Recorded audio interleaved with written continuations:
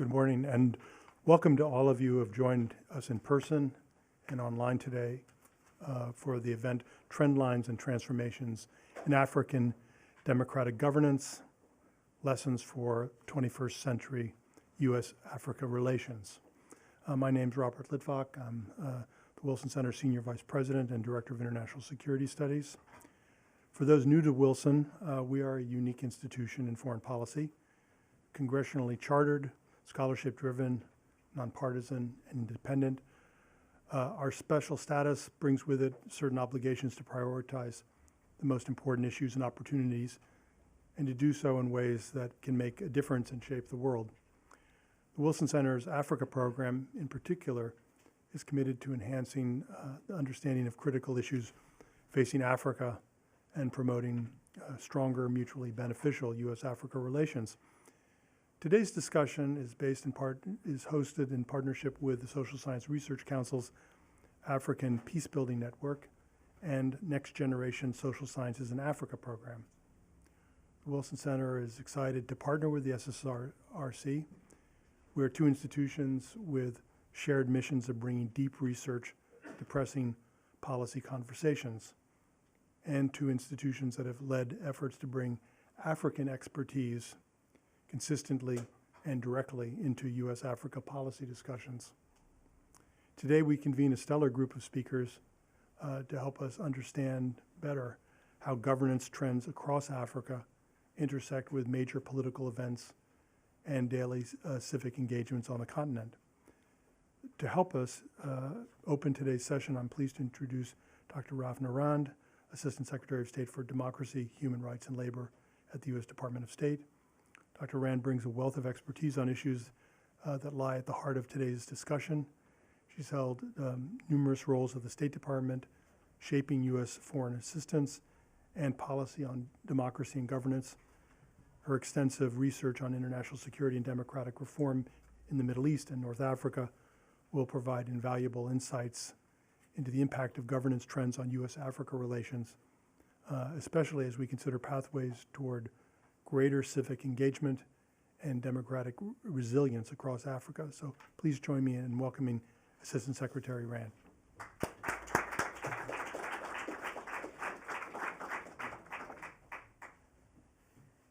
Thank you so much. Good morning to everybody. Thank you to the Wilson Center for hosting us and for the Social Science Research Council, African Peacebuilding Network, and Next Generation Social Sciences in Africa program for helping co-host this discussion. We meet at a time of transition and change. Here in Washington, we are about to usher in a new presidential administration, and with it, there is a chance to reflect critically on my own administration's approaches to supporting democratic governance in Africa. The goal of self-critique is always to learn and to support new and productive policy directions. Around the world, we are about to end what we've called the year of elections, where half of the world's populations voted in the year 2024. In Africa, governance is at a fork at the road. According to Freedom House, driven by armed conflict, military coups, electoral irregularities, political and civil liberties are part of a 10-year trend of decline. Obviously, there have been, and most dramatically, there have been a wave of coups in the Sahel over the past 3 years, including in Mali, Burkina Faso, and Niger last summer. But that is the dramatic moment, a coup. There is also noticeable democratic backsliding on the continent that very much mirrors, and here I want to be clear, it is no different than trends we are seeing around the world on every continent. The particulars in Africa, again, repeat and parallel what we are seeing around the world. Part of what is going on is a proliferation of foreign agent laws across the continent. Rwanda is a good example where it recently adopted a controversial NGO law, which civil society groups fear will even further restrict NGOs' ability to operate. In Zimbabwe, both houses of the legislature passed the PVO, the amendment bill, which would significantly disrupt operations of NGOs and increase the already very limited ability of civil society to operate. And finally, in the Central African Republic, the National Assembly is now debating a draft foreign agents law, which is very directly modeled on almost a similar exact law in Russia. It's not been passed yet, but it has the strong support of the president. And again, I'm giving these three examples, but they closely mirror what we're seeing around the world, including in Europe. Similarly, across the continent, we have seen a proliferation of cyber digital security laws that are being used to increase surveillance of opposition voices and limit free expression and association. The examples abound, but most recently, Niger's junta passed the National Council for Safeguarding the Homeland Amendment, or the National Council for Safeguarding the Homeland announced an amendment to widen a 2019 law to monitor and regulate public content on social media. In Zimbabwe, again, the government is using its Cyber and Data Protection Act of 2021 to harass and detain journalists. And at the end of October, and perhaps most disappointingly, in the DRC, there's a proposal to change the country's, those are the examples. And then the third trend that I want to talk about, that again is no different in Africa that we're seeing around the world, is a change to constitution and electoral laws to elongate presidential terms, to allow older, aging leaders to stay in power. This is nothing new and nothing special. The DRC is the example that I wanted to raise here, where we're quite concerned about proposed but not decided on changes to the country's constitution, including the idea of possibly amending presidential term limits, but beyond the current limit of 2. And this is an example that, again, we've seen over 30 years around the world, so it's nothing new, but it is proliferating around the world, this idea of changing the constitution to stay in power. Another example of this is in Togo, where on April 19th, lawmakers in the National Assembly adopted a change in the constitution to establish a new type of president of the Council of Ministers, whereby this new president would no longer have a limit to the 5-year, 2-term presidential limit. So again, these are specifics, and we don't want to extrapolate from them, but I want to talk about them because they mirror what we're seeing around the world, and Africa is not exempt. However, on the positive side, we are also on the precipice in Africa. We are in a moment of transition towards democratic openings. And here it's very important to study the wins.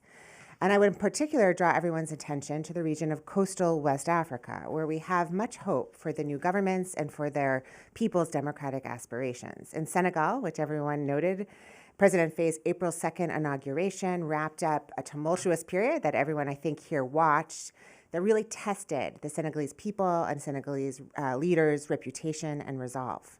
But the strength of Senegal's institutions, civil society, and really the citizens' deep belief in democracy were part of what ensured an electoral process that survived these challenges.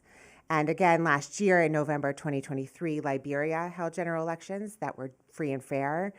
And it resulted in an incumbent conceding to the opposition candidate. And that, everyone realizes is a hard thing to do, and it happened peacefully. And even as we speak, there's a developing story in Mauritius, but we believe there will be a peaceful transfer of power underway. Botswana is a final example where we're quite hopeful. We're in another very well-established African democracy. There has been a recent peaceful transfer of power. So again, the news is not all bad. It's not all good, but we are in this moment of change. Where does this leave the United States and our efforts to promote democracy on the continent? What are the best ways to promote these goals? And how do we believe they lead to security, stability, prosperity, and opportunity? And because I'm here before the panel, I get to lay out some questions that I'm hoping the academics and experts will answer. I believe at least these 3 questions will need to be answered in a reevaluation and determination of U.S. foreign policies toward Africa to promote strong democratic governance and institutional rule of law. First, and probably most importantly, is the question of how to consider the continent in light of growing geopolitical contests between the West and the PRC, between the United States and Russia. Is this contest simply inimical to the promotion of democracy in Africa around the world? Is it simply impossible to prioritize promoting good governance when the world is caught up in this type of geopolitical contest? And I think this is the first and most important foundational question. In the Cold War, after all, strong, stable autocrats were seen by both sides as strong allies. But is it possible today that strong, vibrant, free, and economically pluralistic democracies will also seek strong relations with the United States and our allies? And they, in turn, will increase the abundance and number of other strong market-based democracies in Africa who adhere to the same norms and strong norms about trade, aid, anti-corruption, labor, and environmental rights. We at least need to test the assumption and hold out the hope that the promotion of democracy should not be a subordinate goal in this geopolitical contest and need not be diminished or downgraded in light of other U.S. foreign policy goals in an era of increased great power competition. So that's question number one that I hope the panel will discuss.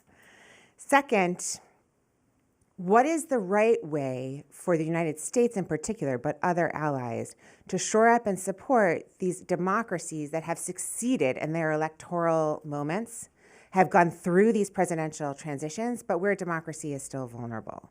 And here, to be honest, as a 20-year foreign policy veteran of the White House, State Department, Congress, honestly, we spend much, much more time on the failing democracies, on the coups. How can we, the United States, and invest more resources, time, diplomatic attention on how to engage, reward, and deliver diplomatic and, more importantly, political benefits to the African democracies, and much more importantly, to their people? And to me, this is a key question that has not been answered fully or recently.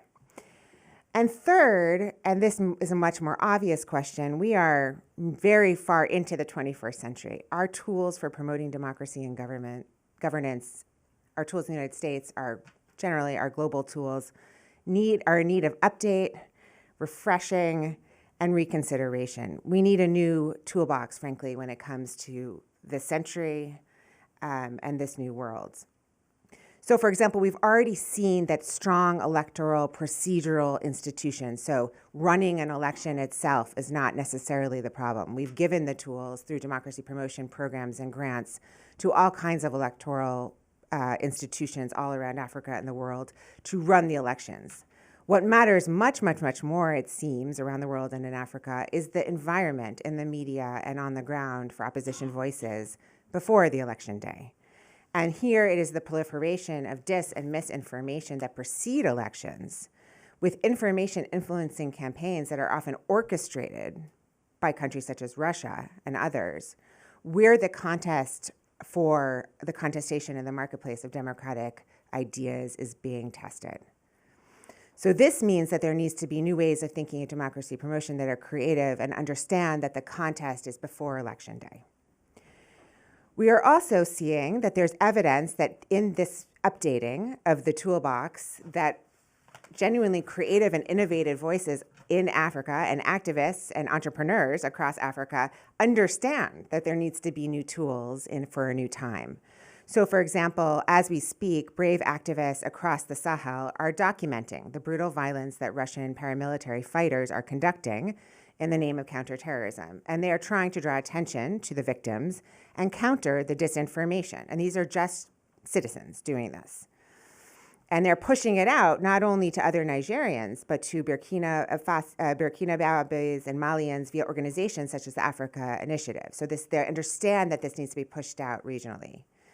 And another example that is impressive is in Kenya, where organizations like Kenya's Pesa Check are working in real time to fact-check statements by public figures and clarify misleading or confusing claims as publics across the continent look for factual information in their native languages. So there are abundance of non-traditional tools, and it's very important that the United States and our allies look first and foremost to the people in the countries who are already searching and developing them. I want to also suggest another non-obvious or non-traditional tool that should be in this toolbox, which is the reauthorization of AGOA, the African Growth and Opportunity Act. On the face of it, this is an economic and trade piece of legislation, but actually it could be one of the most important democracy promotion tools that we have in the next 10 to 15 years. The act has for some time allowed products from sub-Saharan African countries to enter the U.S. without paying tariffs. It has led African entrepreneurs to expand to new markets to grow their businesses. It's frankly created tens of thousands of good jobs across Africa and the United States. And it's created incentives for governments to develop more stable and transparent business environments. And again, this is the key point. There's an incentive for the governments to reform here to attract more and better foreign direct investment. So this law gives us a platform in the United States government and elsewhere to push governments across Africa to build out the operating environment for business, to build out rights for workers and others. We must push Congress to reauthorize this act. This is key for democracy promotion. And finally, in terms of updating the toolbox, we are finding that fighting corruption is a very direct way to promote democracy. This is obvious, but it is something that the Biden administration has invested heavily in through the White House's National Countering Corruption Strategy. It is helping us in all kinds of sectors fight corruption in humanitarian assistance sectors, in development aid sectors. It is helping enable trade, both between the United States and African countries, but also between African countries themselves. And of course, is promoting transparency and democratic accountability. I am proud that the Biden administration has leaned so heavily on the anti-corruption tool as a way to promote democracy and governance. And now the next step is to help civil society and African leaders themselves pick up the mantle and continue to do the great work they are doing to report exposed corrupt individuals and institutions, and frankly, to set norms across the continent. I'll leave you with those three questions: geopolitical contest, updating the toolbox, and how do we actually deepen U.S. relationships with the promising democracies on the continent. There are so many experienced experts here today who can tell us, the United States government, what has worked, what has not, and can help constructively critique democracy promotion efforts on the continent. This transition time we face today is as good a time as any to strive for a new opportunity, for a new approach. Thank you very much.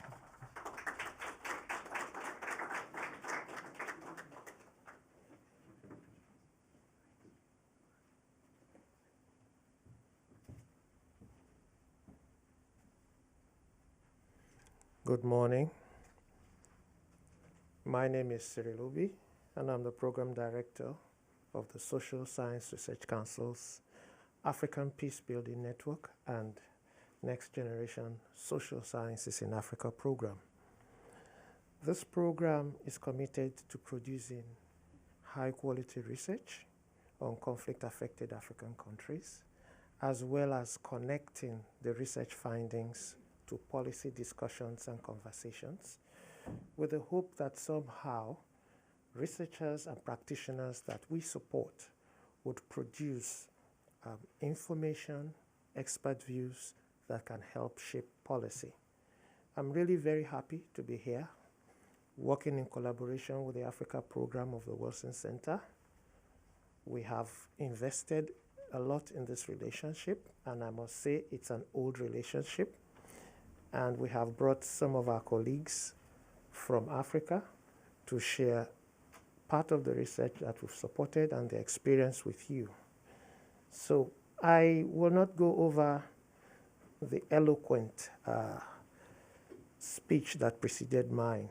We know that we are living in a very interesting time, a time of transition, a time of transformation, a time of emerging challenges that call for answers and strategies.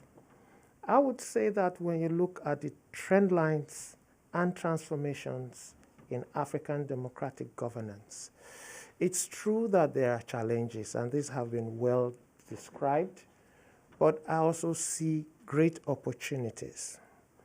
When you look at the literature, you look at the reports that we read, while on the one hand there is evidence of democratic recession, democratic regression, there is also very strong signs of democratic resilience. For those who are mathematically inclined, some people would say that we have a situation where we have pluses and minuses. The minuses have been described, and when you open the newspapers and the magazines, it's all there. And I will not repeat the various signs that democracy is under some kind of pressure on the continent and across the world. But at the same time, we have bright spots, like that has been mentioned. The whole question that Assistant Secretary mentioned is the whole question of Botswana, where a party that had been in power forever suddenly has found itself voted out, but more importantly, that the loser actually accepted defeat gracefully and bowed out. We have what is happening in South Africa, where the Party of Independence and what I call the heroes of the liberation struggle are finding themselves increasingly being punished at the polls, at elections, and now they have to share power. You see the situation of what has happened in Gambia. We see what happened in Kenya recently with the display of the power of the youth. We have a lot of bright spots. And so I will just say that while we understand that democracy is under pressure, democracy is far from dead. It's alive, it's thriving. There are struggles, and people are trying to defend the democratic space. And I like the piece that says that we should have new tools to support those who are actually making change possible. There are two things I just want to add before I delve into the next part of this conversation. That democracy in Africa relies a lot on what African citizens call democratic dividends. What is democracy giving us? For a lot of African citizens, democracy is not an abstract term. The human rights, the rights of minorities, these are not abstract terms. I'll just sum it up to say democracy for a lot of them means life more abundant. What are the economic foundations of democratic governance? Can you democratize in the midst of growing poverty? Can you democratize in the midst of highly devalued currency and an external debt crisis? These are some of the issues that I hope that our panelists are going to talk about this morning. But one thing is this, that the current changes in democratic governance on the continent are impacting and will continue to impact US-Africa relations. And this assumes greater prominence when we think about the geopolitical shifts. Yes, it's true that when you think about what China is doing in terms of trade, when you think of what Russia is doing in terms of military cooperation, there are also other guys on the scene. You have Turkey, you have India, you have UAE, you have Saudi Arabia. Almost all the emerging powers are doing what we call Africa summits. The other thing that is also curiously interesting is that we want to look at the role of regional organizations, the AU, ECOWAS, SADC. What is happening to the norms that they have and principles that they have created to support democracy on the continent? While it is true that the US would do well to retool, probably this is a time that there must be some retooling at the regional level in Africa. Look at what is happening in West Africa with the threat of some countries to leave ECOWAS, and the fact that ECOWAS has used every trick in its toolbox, but it doesn't seem to be working. What can Africans do? What can African people do? How can the international community support African citizens and African people in terms of institutions, in terms of processes, in terms of strategies for engagement? And at this point, my responsibility is just to raise these issues. I'm not supposed to provide answers because we have a distinguished panel of experts who will speak to these issues. And I know they are prepared. I have had a few minutes with them earlier. I also know that time is fast running and there's no time for long speeches. So without further ado, I'm going to convene the panel, which will be led by our very own Oge Onubogu, the Director of the Africa Program of Wilson Center, Dr. Charles Ukeje, a professor of international relations at Obafemi Awolowo University. Professor Peter Lewis, Warren Weinstein Chair of African Studies at Johns Hopkins University for Advanced International Studies. Latifa Kasunzi Namutebi, a fellow of the Southern Voices Network for Peacebuilding scholar at the Wilson Center. She's at home. We also have Professor Rawia Taufik, who is a visiting associate professor, Council on African Studies, Macmillan Center for International and Area Studies at Yale University, and is also a professor at Cairo University. You are all very welcome, distinguished panelists. I will now take my leave and leave you in the capable hands of Oge. Thank you very much, ladies and gentlemen. Thank you very much, Cyril, and thank you so much, everyone, for joining us here this morning. I will not go over, the extensive bios of the folks that we have on the panel. They're in your packet up front, so you can read more about their backgrounds. But I think, a lot of the questions that have been posed to us already from the comments that the Assistant Secretary made, as well as the comments from Dr. Obi, gives us a lot to think about. This session that we're convening today is the first of two discussions that we will have as we look at trend lines and transformations in democratic governance on the African continent. Most importantly, really thinking about how this informs U.S.-Africa relations moving forward. The three questions that have been posed to us by the Assistant Secretary, I will weave those into some of the points that we will discuss today and make sure that we leave enough time for the audience to ask questions. I will actually also encourage those of you who are in the back to move forward if you're able to. We want to keep this as interactive as possible, so get your questions ready as you think. And I will turn to the panel first, just to share your initial thoughts and comments.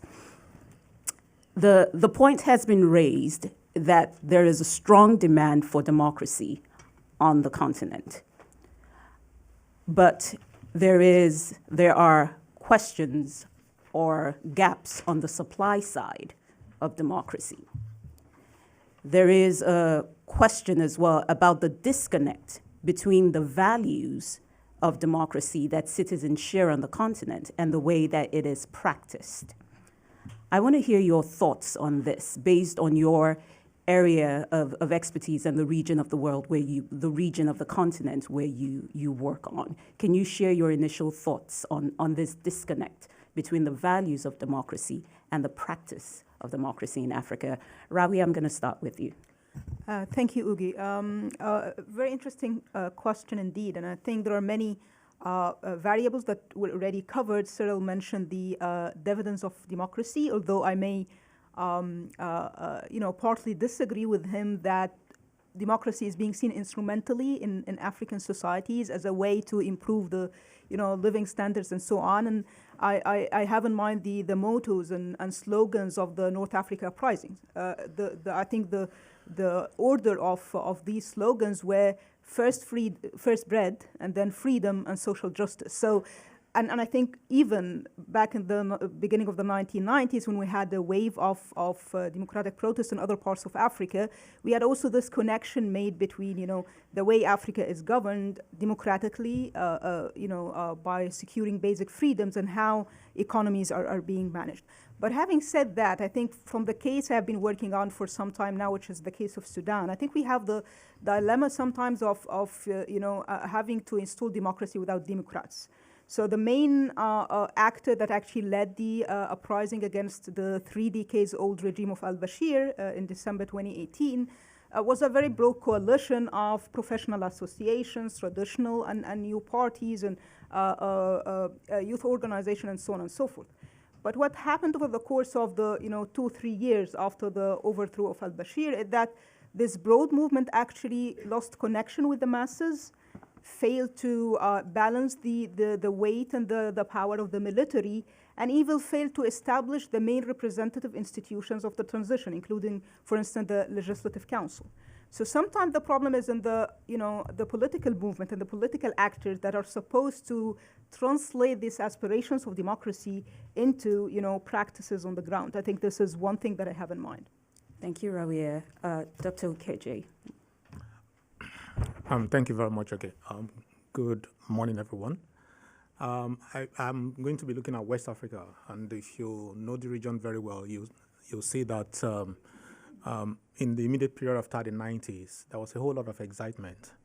But increasingly, in many of the countries, those excitements have been replaced by a few bright spots. But the vast majority, especially the countries that should, actually be exemplars, are themselves facing a lot of challenges. Ghana is due for elections very shortly. It's not really in the best of times at this moment. Nigeria has just gone through elections last 1 year. There's a whole lot of concerns, about the country too. So what I see is that it would seem to me that for majority of citizens, more and more, there's a bit of frustration. And I think it's important to acknowledge this. At the same time that we talk about the few bright spots like, Cape Verde, Senegal, we must also acknowledge that in many others, like Nigeria, Guinea, and the rest, there are problems. And you could see this growing discontent and disconnect between what I believe, what one can call the ideals of democracy, about participation, about having a voice, about inclusion, but the reality of it being completely different in so many instances. It seems to me that, my reading of West Africa is that while so much progress has been made or was made over a period of about 20 years, we risk losing the momentum. We risk losing the progress that we have made. And for me, that is a lot of concern. Democracy without a material base. This morning, I was having a discussion with Cyril. I was telling him that the middle class has virtually disappeared in many of our countries, including Nigeria. For a great number of people, the best form that God can appear is in the form of food. And so there's a whole lot of debate about, should we in fact be talking about just democracy or the stomach infrastructure? And that is why you find more and more people, having to compromise because, people must feed. So for me, this is the challenge. How do we ensure that the material base that is necessary for, people to even sign up to democracy, is available to them at the right time, in the right quantity, for them to be able to contribute to it. So for me, this is the challenge that you find across many countries in West Africa, that the economic base, of most citizens have become eroded, and there's virtually no middle class. Mm-hmm. And in many societies, the middle class is very critical. The middle class is at the avant-garde, at the forefront, of change. And so where you find that the middle class is not, is no longer able, is no longer viral enough to be able to drive change, you should be worried. And this is why I also see that civil society, the civic space, is being threatened in very significant ways in most of our countries. Yes, we have the resilience of civil society in a place like Senegal. Yes, we have in Senegal a country where since independence, the military has been apolitical. But in many of the other countries, the civil society, the civic space is shrinking. And as long as we continue to experience this, it becomes difficult to actually expect that democracy will yield anything different from what we are seeing in most of the countries. Thank you. Thank you very much, Charles. Latifa, let me come to you too as well, following up on that same thread. Would love to hear your thoughts on this disconnect between the values and the practice of democracy. Yes, thank you. When you spoke about the shrinking civic space and updating a toolbox that Dr. Rand was talking about, we now see that we have technology that's coming to democracy. And what it has become is our de facto public sphere, where we are able to meet, share information, and connect and have discussions. And what that creates, especially in closed spaces, for example, in the 2021 general elections in Uganda, we had scientific elections, and so we're not able to convene physically. So we had alternatives. We moved to a digital space, and we had that opportunity to have technology as a platform. Social media was our platform, our public sphere. And also it sort of scaled information, revolutionized political communication in the sense that we could now directly engage with political actors on live, Facebook Live, on Twitter, then live, back-to-back communications, closer communications, which for a long time we didn't have, because now our conduit had moved from the public campaigns, we had moved to media, and so now what social media is doing is sort of closing the gap again, and like you mentioned, shrinking civic space. So we create our own spaces now where we can talk and exercise our leadership, and in that sense, and so the issue that social media or technology then creates is, we're talking of things like disinformation, misinformation. However, I don't want us to keep focusing on misinformation and disinformation and hate speech as if they're new things. They've existed and we've always found a way to deal with them through maybe our community and our fact-checking opportunities. We talk, we engage, because at the end of the day, the communication finds its way off social media still. We shouldn't forget that in Africa, we still exist as communities to one extent. And so information always finds its way offline and back. So what we have now is an opportunity for voter engagement, information dissemination. However, when you look at the aspects of human development and economic opportunities with technology, you start to see that there is a disconnect in terms of realizing the full picture of democracy. However, Latifa, I'm going to come back to you on that question on technology. I'm sure that there are others in the audience too as well that will have a couple of questions on technology. But Peter, if I could come to you as we look at that, your thoughts on this disconnect between the values of democracy and the practice of democracy. Thanks. Well, we have some good perspective from the Afrobarometer Research Network, which has been conducting surveys across the continent in about 40 countries for the better part of the last quarter century. And the Afrobarometer findings are really quite striking. They show that in terms of democratic commitments, there is great resilience, as Professor Obi has described. In the last 12 years or so, across 30 countries, the average preference for democracy as a pinnacle value is went from about 73% to about 2/3, to about 66%. So a decline, but that 66% is the highest level we find among the 4 developing regions, or the 4 regions where there are big barometer projects. So much higher than Asia, higher than the Middle East, higher than Latin America. Strong attachments to democracy. On the flip side, or alternatively, we see that satisfaction with democracy is plummeting. It was about 50% on average 12 years ago, and now it's about 38% on average. But there are countries, including in a very worrisome sense, countries like South Africa or Nigeria, where satisfaction with democratic performance is no higher than 25%. So the point is that what we find in sort of robust findings in public opinion surveys is that across the continent, Africans retain a very strong attachment to democracy as an aspirational value, and continually affirm that they prefer democracy in all circumstances as the best form of government. They reject one-person rule, they reject one-party rule, and there's a softening but still high level of rejection of military rule in terms of values. But in terms of delivery, there's very discouraging findings, and there's a lot of disillusionment.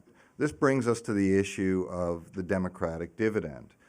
This is an interesting question, which Professor Obi has raised, and it's worth discussing because, as Rawi has described, This could be seen as an instrumental value.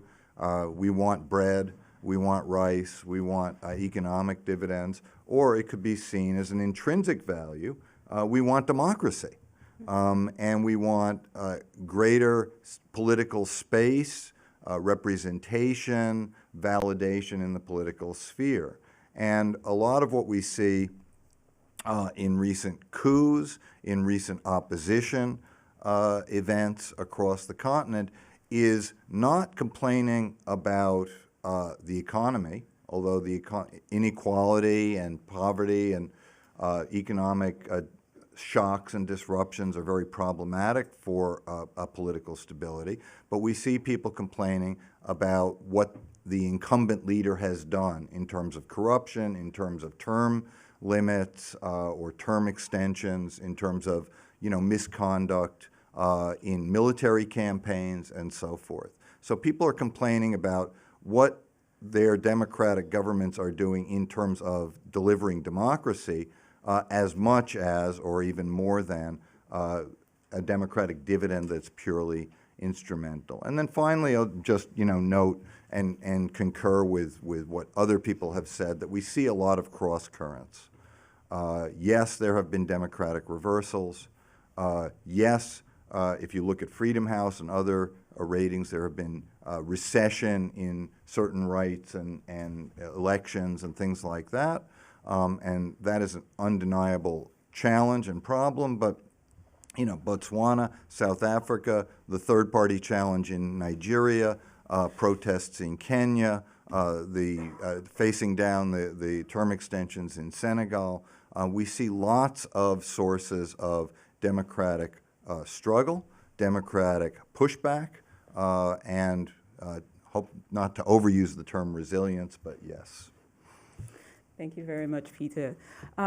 Picking up on that thread, Africans are demanding more from their governments. And as was mentioned in the Assistant Secretary's speech, there are new actors in the field. There are new international actors beyond China and Russia, Turkey, Iran, UAE, Saudi Arabia, who are all involved on the continent, in different parts of the continent in one way or the other. And they are basically shifting the way folks think about the democratic system. They're shifting the world order. Rawia, given your work in Sudan and the work that you've been doing across the Horn of Africa, how would you consider democracy or supporting or strengthening democratic governance within environments like this, given these new influences that we're seeing from middle powers in the region? Yeah, I think you're right. We're having a kind of a very much incursion of different actors in Sudan, of course, in particular, and the Horn of Africa in general, and they're basically doing two things. They're supporting, dictatorial regimes, and we have seen that in Sudan, for instance, after the overthrow of al-Bashir. Gulf countries extended support to the Transitional Military Council, but once a civilian government came in, they simply suspended that support. But what is also more concerning is that they're supporting one side or the other of certain conflicts that are contributing to upholding democracy. Again, that's happening in Sudan with different regional powers supporting, the rapid support forces or the Sudanese armed forces, but also happened in the case of Ethiopia, where Turkey and the United Arab Emirates supported the regime against the TPLF. So we're seeing these kind of worrying trends. And I think what makes these kind of new interests very difficult to reconcile is that some of these actors are actually considering democracy and democratic uprising as an existential threat. So if you look at Gulf countries, they basically have a concern that these uprisings will actually spill over to their backyards. And it's becoming very difficult to sway the positions of actors that see democracy as an existential threat to the regime's survival.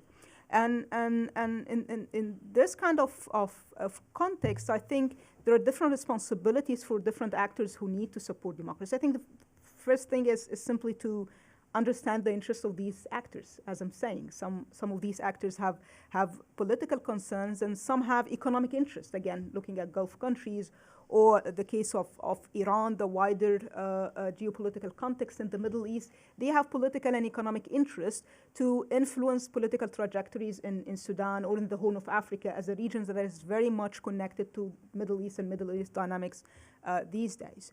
And to try to find common grounds. I think the U.S. has been trying to do that, reaching out to Gulf countries in particular, and saying, well, stability is not in anybody's interest.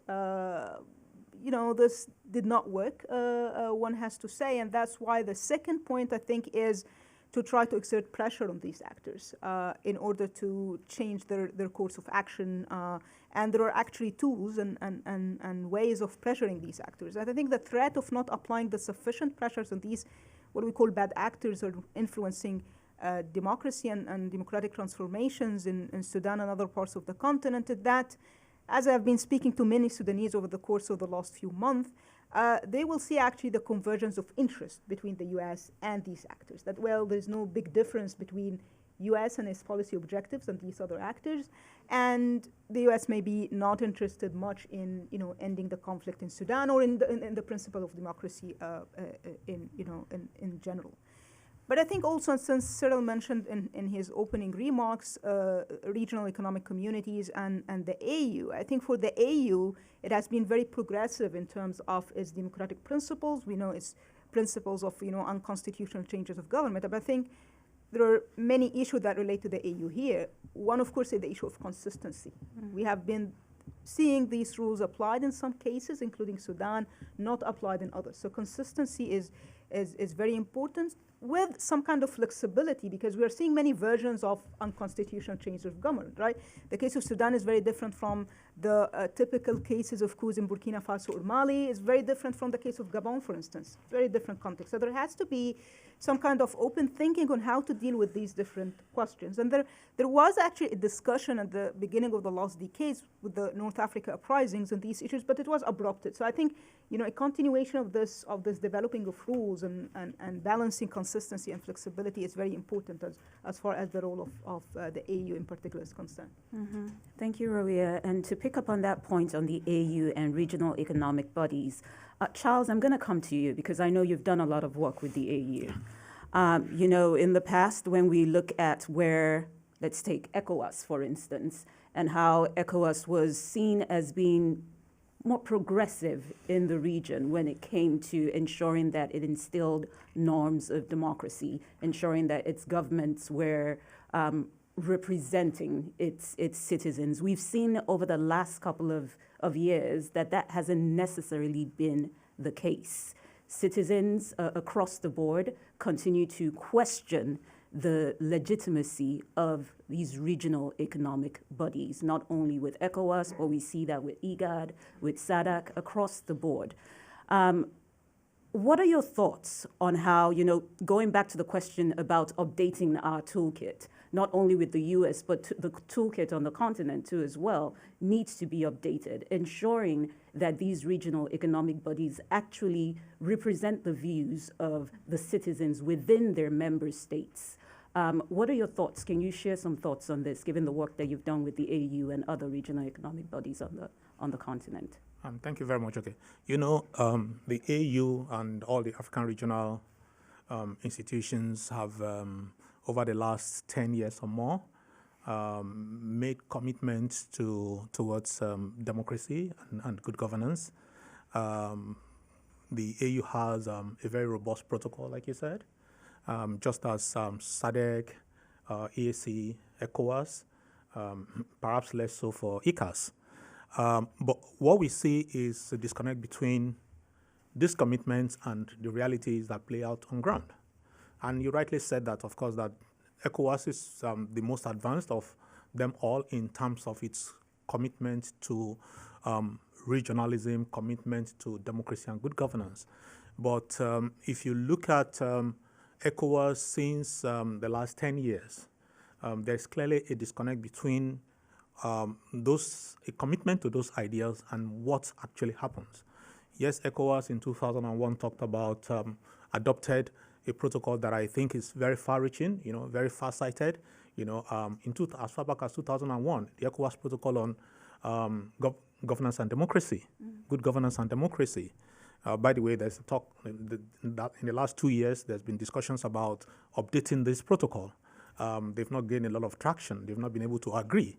But that also speaks to the reality of the region. I think that the kind of solidarity that ECOWAS could muster in 1975, it is finding it increasingly difficult to muster the same kind of solidarity. And it reflects in virtually everything that ECOWAS is doing today. And as it happens that it is not able to muster that kind of solidarity, it is also having an impact on how citizens see ECOWAS. More and more West African citizens are feeling a sense of disconnect from ECOWAS itself. You could see how ECOWAS, at very critical moments, makes itself, rather than being an ECOWAS of the people that it claims to, the ambition it claims it wants to achieve, becoming more a kind of club of elite, where ECOWAS should speak up on critical issues, including issues around elections, and it does the exact opposite of it. So this is the challenge. But I also believe that ECOWAS and other regional organizations have, can actually rework themselves in a way that they will be able to better respond to the yearnings and aspirations of the citizens in the different regions. I'll give you an example. Increasingly, the challenges that a region like West Africa faces are not, problems that any single country can resolve. Issues of banditry, regional crimes, crimes that cut across different countries, issues around banditry, issues around terrorism, climate change issues. These are not issues that any one country can single-handedly address. So there's a place for multilateralism today, perhaps much more than in the past. And it's expedient that ECOWAS should, and other African regional organizations should recognize this, should consciously work towards this, but more importantly, put their citizens at the center of everything that they do. I think the real disconnect is simply because more and more citizens of different regions do not connect with some of the things that their regional bodies do. And that sometimes can be very frustrating. Thank you very much, Charles. So I promised that I wanted to keep this interactive. So I want to turn to the audience now to see if there are any questions. I can take 1 or 2 questions now before I turn back to our panelists with a few questions. So we have 2 questions here. Please introduce yourself and keep it to a question. Let's start with Dr. Otomi over here. There's a microphone. Thank you. My name is Patu Tomi. I'm a fellow here at the Wilson Center. I am curious about something that Peter Lewis and I had a session on the Afrobarometer just in the early days at the Lagos Business School, and the affect that people felt for democracy and all of that. It wasn't stomach infrastructure pushing it clearly back in those days where people wanted democracy. Now we see, and James Robinson, in his remarks after they were awarded the Nobel Prize 2-3 weeks ago, makes a point that development is an intensely political process. It seems to me that most people are feeling that they cannot have their desires for a better life represented in the political system, and therefore are turning more to a sense for, if democracy can't help us live well, what's the point of it? I wonder what sense you get for this as we look at reactions to democracy into this world. Thank you, Dr. Tomi, and the gentleman behind you. Yes, my name is Emmanuel Ogebe with the U.S.-Nigeria Law Group.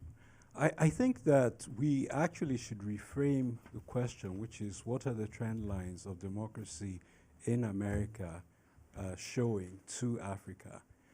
If we look at the recent election, it really mirrors what has happened in Africa. We see a situation where someone who tried to overthrow a government is being elected as president of America. That's what Buhari did. He tried to overthrow a government successfully, and he came back as head of state. The only difference, of course, is that Buhari ruled as a dictator and came back as a Democrat, and Trump ruled as a Democrat and is coming back as a dictator. And so I would say that America, for some reason, is trending in the wrong direction and is maybe misdirecting Africa. I should end my thoughts with one quick comment about the stomach infrastructure. We talked about African electorate being susceptible to economic necessities. And if you look at the expressions of the electorate in America, it was the same thing, stomach infrastructure. They believed false economic indicators, and that was the reason why they claimed they voted the way they did. So at the end of the day, I think America is becoming a failing democracy, and it is sending a wrong signal to Africa. Thank you. Thank you very much. So with those two questions about development being a deeply political process or development being seen as a political process, and what are the trend lines in the US and elsewhere showing the continent? Peter, one of those questions was directed to you. So, Well, on the, referring to the Afrobarometer issue and the definition of democracy, Afrobarometer has asked people, what does democracy mean to you? It's an open-ended question. It's not multiple choice question. And some people, say in South Africa, clearly express a kind of communitarian and social democratic understanding of democracy. Democracy is equality. Democracy is poverty reduction. Democracy is prosperity for all. Those are the kinds of answers you get. And you get that sometime in some West African countries and other places as well. And then many countries, in many countries across the continent, you get answers that comport with a kind of standard liberal democratic definition of democracy. They say it's free and fair elections, it's freedom of speech or freedom of assembly, it's multiple parties, it's an open political sphere. And these are not educated urban residents that are only being surveyed. They're also farmers and people who live in the hinterland and so forth. So these are the answers that they come out. Now, so what it suggests, in line with Pat's question, is there are intrinsically political elements to the process of political change that people are looking to. Am I able to express a voice through elections? Do we get any accountability of leadership, whether it's MPs between elections listening to me, or policy initiatives from the parties or from the government that address inflation or food shortages or any number of other, or health emergencies or any number of other questions? Or are we looking at a distant, transactional political class that really is not interested in our concerns or in our interests, our fundamental welfare, and is just sort of feeding from the trough and doing deals amongst themselves? And that can give rise to anti-democratic sentiments. It can give rise to violent mobilization, as it has in Nigeria, where we've seen a surge in violence across the country over the last 25 years. And so we can get different kinds of responses from that. I'll stop there. Mm-hmm. Does anyone want to touch on the question on what the trend lines in the US and elsewhere are showing to the continent? Charles? Thank you very much. It's something I was pondering as I was preparing to come here. I feel that one of the things I hear people talk about is, if you cannot help me, don't complicate my problems. I hear people on the continent say, for instance, that, look, established democracies themselves are in turmoil, from Europe to North America. And so because of the kind of challenges that they face within, the commitment that we used to see in terms of democracy promotion is no longer there. And that raises a very important question about, as long as established democracies are themselves at a crossroad, to what extent should we expect that, they would be able to add value to any process of democracy? Another point is really that we are seeing things happening in established democracies that some of them cannot or may not even happen on the continent, as bad as the realities on the continent is. I mean, look at Europe today. From the UK to France to Netherlands, it's been, an upsurge in far-right political parties and ideologies. It's been, xenophobia against others. It's been anti-Semitism, and all of these. And these are countries that have been, very significant contributors, including the US actually, to democracy promotion on the continent. So there's a whole lot of worry, that, established democracies today, especially if they have to make a choice between stability and democracy, will choose stability on the continent because stability helps to promote market. Okay? Nobody wants to invest, nobody wants to foray into a space where there is instability. So if you have stability, it doesn't matter what kind of stability. It doesn't have to be stability, democracy-induced stability. So if democracy is going to be tumultuous on the continent, but you can have stability of different forms, then why not?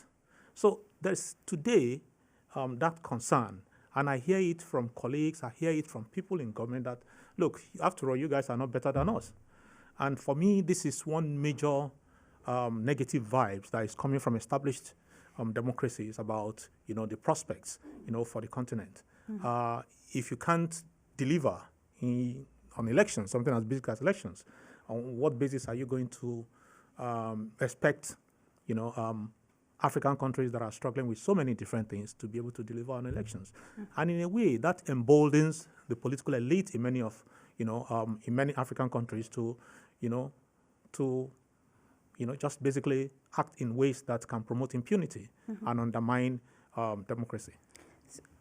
Did you want to add something, Rabia? Yeah, I think on the 2 points very quickly, I think we sometimes do not put these debates in historical perspective and kind of forget that we have been there before. I mean, in the 1950s and 60s, this was the narrative, right?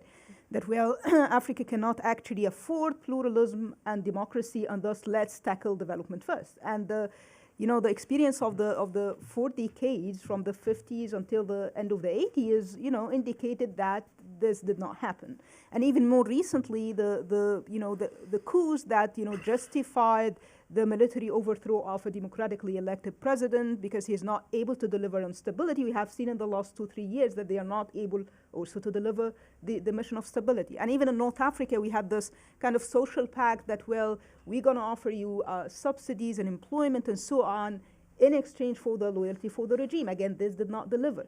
So I think we should not repeat the same mistake of assuming that having more authoritarian regime will actually deliver on democracy. And then secondly, I think we have reason to be pessimistic about the prospects in established democracies and how they're impacting our own experiences. But what I can see also is that, in established democracy, there is a strong society that is actually pushing back and, using the available public space. I mean, in our countries, the public space is not even available.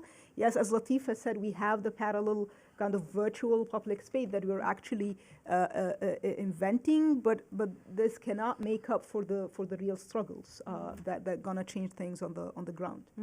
So let me pick up on that question and turn to you, Latifa, on these new spaces that are being created. Technology, as you pointed out in your remarks, it's basically changing the landscape of political communication. We're seeing new voices engaged in the process. I think Jima Boadi from CDD Ghana describes youth on the continent as this new democratic group, anti-authoritarian movement that are creating spaces for themselves through social media and using technology to make their voices heard in the process. Now, you mentioned disinformation and hate speech that might emanate from social media spaces. But then again, we also see the good side of this on freedom of, it creates that space for freedom of expression for people to engage and to participate. So I'm wondering, with this question and this, this challenge that we see on the continent, on what sort of the space for the effective use of technology, of creating this space for voices to be heard, what are your thoughts on how the AU and governments on the continent can engage in this space, as well as the international community too, as well, in making sure that these tools are being used responsibly? Okay, thank you. So I'll begin with, because the communication is done by people themselves. So I'll begin with the people, and in that sense, I'll say that we need to start to communicate as we would do face-to-face, not taking on personas online and assuming that these are, I don't know, secret or something. Like you're talking to a computer, you need to understand that you're communicating with people who are receiving this information. And if at individual level we begin there, then we start to say, okay, is the government going to protect our digital freedoms? And say that, yes, we understand that there's always security concerns during election time and concerns with misinformation and disinformation. And so, yeah, maybe we need to disrupt connectivity. And why don't we say, no, let's not disrupt connectivity. Let's focus on the good that social media is providing us, the ability for people to take ownership of our process by participating, them having access to information to have informed decision-making. Civil society, like the Peace Center and the Women's Situation Room in Uganda, is having opportunities for peace messaging and talking about peaceful coexistence. So let's focus on the good that comes with social media and not take away that platform for people. And then we talk to the platforms as well. And we say that at what level does your regulation become relevant in Uganda? If you're saying you have content moderation, most misinformation or disinformation, hate speech is happening in our local languages. And I understand we have many, about 56 minimum, but you have to be intentional.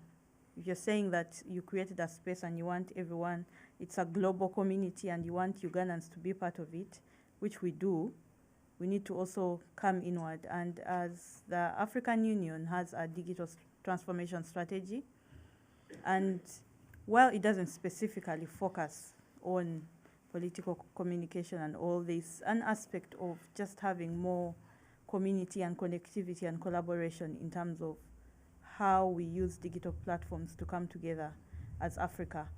And what that looks like is a law, a box that's up there. You have to bring it down to Uganda and say, okay, how can we work with the Uganda government and civil society in Uganda to localize this strategy and make it relevant, so that at the end of the day, we are managing the tension that's happening between the democratizing power of social media and also the state trying to control public discourse. And also generally, we need to stop focusing on looking at the misinformation and disinformation of social media, because, I mean, these things have been happening since Cold War, I would say. That's when misinformation, state propaganda started. And we found ways to deal with it. So it's not now that we have social media, which is very important, and allowing, you said, inclusion, young people, because the world is younger in some parts. Africa is young. Uganda is 78% youth. And so if we have a platform that has 78% of the population engaged, I think that's important if we are talking about democracy of Ugandans. And I would imagine most African countries are young now. And so it's very important for us to be able to preserve our digital freedoms, but also look for ways to be able to ensure that we are preserving the spaces and making them safer for everyone to exist. No, thank you so much, Latifa. Peter, let me come back to you. And this was one of the questions that Assistant Secretary Rand sort of posed when she spoke about, how we consider democratic governance within a context where we see great power competition. Now, you know, the growing presence of China and Russia on the continent has sort of seized political attention, that very often engagement with the continent is often framed within the lens of great power competition. And we see, as you pointed out clearly in your remarks up front, is that, you know, Africans are demanding better, there's a greater demand for democracy. They want a better standard of living. They want more from their governments, and they prefer to get this through democratic means. They prefer to get this through the ballot box. Going back to the point about updating our tools and US tools and how we engage with the continent, what advice would you offer in thinking about the fact that our engagement is often framed within this great power competition lens? What advice would you offer in terms of updating the tools that we use in engaging to strengthen democracy? Thanks, Oge. So if we go back 30 years to the fall of the Berlin Wall, the collapse of communism, the so-called third wave of democracy, there was a triumphalist mood. There was a surge in the number of democracies worldwide, including quite a few liberal democracies, including about a dozen on the African continent. And it was a very heady moment. And of course, we had commentators like Frank Fukuyama talking about the end of history, and it seemed like we had sort of turned a page in the competition of great powers and ideas. And of course, 3 decades and more ago, China had a very different position globally as well, and on the continent. So today, we can acknowledge, as Rawia has very clearly outlined, and others, that we have a very different international context for the continent. China surpassed U.S. trade on the continent 15 years ago, surpassed U.S. investments levels in Africa about 10 years ago, and is a major player, strategic player on the continent. Russia, after a long hiatus, has entered in very specific ways in the last 5 to 7 years, often in very malign ways. Then you have Turkey, you have the Emirates and the Gulf states, you have India, Brazil, South Korea, and so forth. So for any particular country, there are a lot of different points of reference and a lot of different potential connections, models, sponsors, resources. I think what's problematic, though, and where I want to come to, is I've been very discouraged in the last few years under different administrations about the many conversations I've had in Washington that start with China. You know, let's talk about Africa. What is China doing in Africa? What are, you know, and then Russia comes in, you know, and so you've got your 90 minutes or your hour, and you know, 45 minutes, 50 minutes later, you're still talking about China. And nothing of what's been discussed here gets raised at all. The last major strategic speech on the continent was a speech that was stippled with references to Russia and China and scarcely had any mention of a specific African country. So I start from what's going on the continent and what influences that.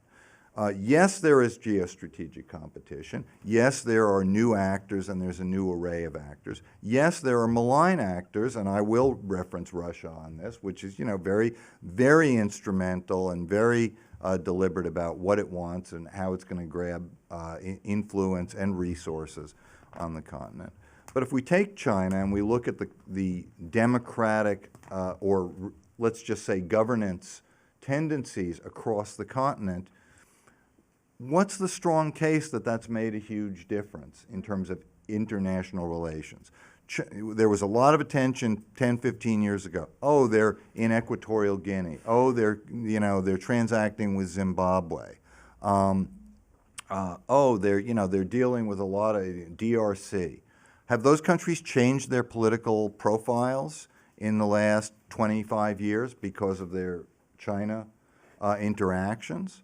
Has South Africa become less democratic, or Nigeria more authoritarian, or Ghana because of their interactions with China? If there's a causal relationship, I'm not seeing it, and I'm not seeing it across the continent. At the margins, autocratic regimes now have more resources, and they have a wider array of external relations that they can draw upon. But I don't see a decisive shift in the quality or character of governance on the continent emanating from great power competition. And so that means, and let's look at Russia.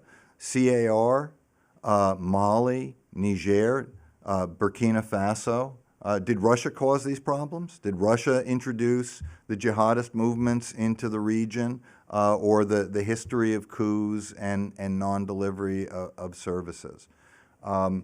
It's a malign actor. It's taking advantage of those elements, sometimes with the enthusiastic support of youth movements and other groups, I might add. So they have a varied role on the continent. But I don't see that that's the driver. So what does that bring us to? It brings us, and I'll conclude here just to say that we need to look at domestic drivers. We need to look at what strengthens democracy, what legitimates democracy, what undermines democracy or governance more broadly from a domestic point of view. And then we get to youth, we get to social movements, we get to civil society, we get to the new information and communications infrastructure, and significantly, but sometimes at the margins, we get to some kinds of international connections. Mm-hmm. And I'll just say that from talking about the tools of U.S. policy, there has been some legitimate recent criticism that sometimes U.S. policy is very performative. It's sort of virtue signaling, and dings countries that have had coups or passed laws or said things that are adverse to the United States, but in ways that are not particularly productive. On the flip side, we have a strong voice in the U.S. foreign policy community, which may become prevalent in the next couple of years, which is talking about a very transactional relationship. Let's identify our friends, let's do deals with them. Well, if we do that, then we are converging directly with Chinese policy. Mm-hmm. And if all we have to offer is a U.S. version of China's policy, then I would predict that we will get disappointing results because we don't have the money on the table or the deals that China is offering. So I think that the U.S. historically has been a problematic but consistent model of a certain kind of governance, and that there have been, again, at the margins, both soft power and diplomatic efforts which have influenced the framework, and I would suggest that we have an advantage there that should continue. Okay, thank you very much, Peter. I'm going to turn back to our audience because we have about 10 minutes, 12 minutes, thereabouts. So I'll take a couple of questions from the audience. Please keep your question to a question. We'll try to take all four of them, and then we'll turn it back to our panel. Let's start with the gentleman in front. There's a microphone coming behind you. Thank you so much. My name is Matthias Mpuga. Until 9 months ago, I led the opposition in the Ugandan parliament, but I'm still a member of the Ugandan parliament. I initially came here at the invitation of the Maryland Elections Board to observe the US elections, and the lessons are eternal. I have been really intrigued by the submission of Peter on Africa, and in his submission, I could see Uganda in front of him. For instance, the values of democracy as we know them, like you observed across Africa, are still aspirational. And for me, that's the issue, because does Africa consider these values universal? And therefore, Africa must, as a part of the universal global family of democracy, really ensure that it does comply. And his observation of the critical actors, external actors, is very important. To it, the way the US was observed as a big brother in Africa is a bit changing lately because of the entry of China. The US would condition support across Africa to democracy and political values. China hardly questions these values, and for them, it's a relationship, transactional, and that's where the global family of democracy is losing it across Africa. My sister Ratifa is talking about. Okay, sir, I'm going to need you to narrow I'm that winding down up. to a question. Thank you. Is talking about the digital dividend across Africa. In Uganda, Facebook is banned for 4 years. We're supposed to enlist young people to communicate and influence, democracy across Africa. How does Big Brother still play the role of ensuring that these values of democracy are still universal and therefore Africa copies and follows strictly? Thank you very much, sir. Right there. Good morning. I think it's still good morning. My name is John Tomaszewski. I work for the Senate Foreign Relations Committee, minority staff covering Africa policy for the ranking member. And, one thing that is going to be a big issue and continues to be one even under this administration is the matter of supporting assistance to democratic transformation in Africa. And so I would love to get your sense of what needs to change, what are the outcomes of the existing investments, and then in the investments that are being made, are they at scale? So the Assistant Secretary referred to examples of support to some of these initiatives, but when you look at them, they're not done at scale, and so their impact is marginal, not sustainable, and over the long term, erased over time. And so I would love to get your sense of that. Okay. So the lady over here in purple. Okay, Hello, my name is I'm Kwango. sorry, ma'am, before you start, let me just see a show of hand of all the questions that we have. So 1, 2, 3. Okay, we can take all of them. So you can go ahead, ma'am. So my name is Kwango Liwewe. I'm the Africa editor of New Lines magazine. I wanted to find out what happened to the mantra, African solutions for African problems. With the coming in of the new administration, we don't expect Africa to be a priority when it comes to foreign policy. So is this mantra, is it time to revisit this mantra, or is it a farce? Thank you. Thank you very much. There's a lady next to her. Thank you. My name is Mama Diarra. I'm from Mali and Senegal. I'm a journalist and I am a NED Fellow, National Endowment for Democracy. My question is regarding all this propaganda that we have in the media, the restriction of the media space in Mali. I haven't heard how could media help rebuild these democratic principles in not only in Mali but also in the whole Sahel region. Regarding what is happening in Burkina Faso, in Niger, and that space that is very much shrinking. Thank you. Thank you very much. There was one on this side, and then we'll come to this side.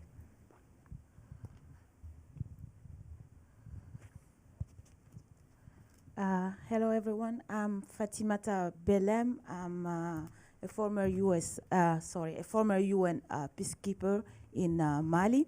So my question is really about how do we make sure that a Westerner or an actor like the US, how do they really help Africa in search of really strengthening democratic institutions without really trying to search for influence? Because for me, we have seen that it's more about searching for influence versus really trying to look at what the African needs.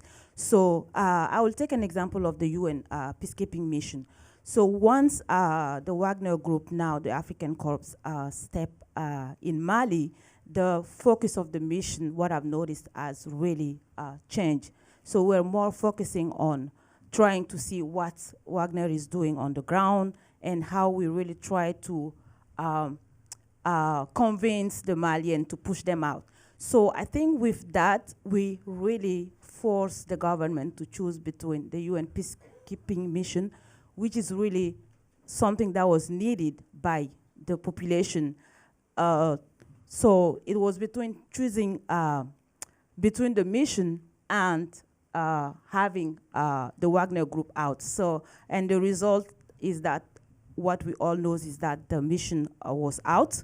And now what's happened to the mandate of the mission, which was principally protecting the civilian DDR activities, making sure that the peace agreement was being implemented, monitoring and reporting on human rights. Those are really essential issue that was needed by the civilian population.